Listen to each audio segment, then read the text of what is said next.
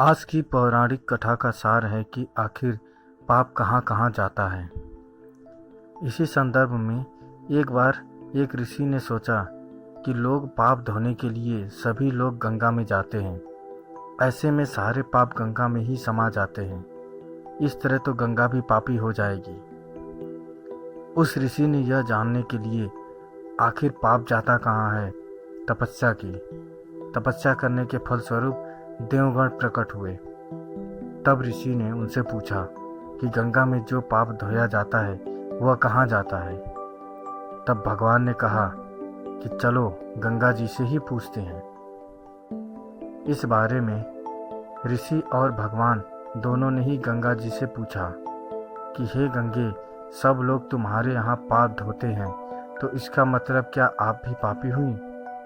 तब गंगा ने कहा कि मैं कैसे पापी हो गई, मैं तो सभी पाप को लेकर समुद्र को अर्पित कर देती हूँ। इसके बाद ऋषि और भगवान समुद्र के पास गए और उनसे पूछा कि हे सागर, गंगा सभी पाप आपको अर्पित कर देती है, तो क्या आप भी पापी हो गए?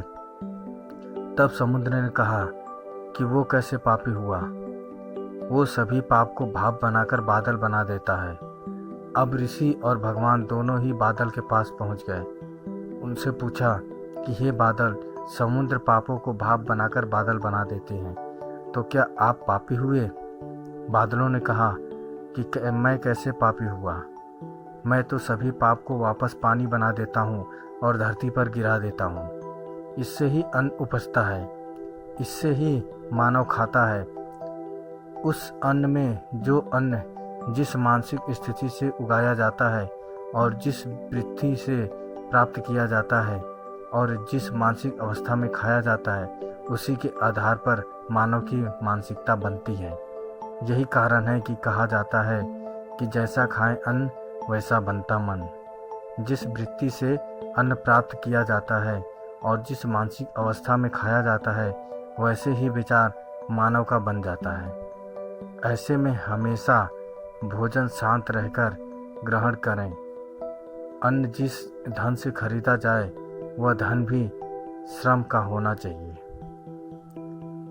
तो दोस्तों, हमारे कर्मों का फल हमें यहीं मिलता है। यह कथा आपको कैसी लगी कमेंट करके ज़रूर बताएं। धन्यवाद।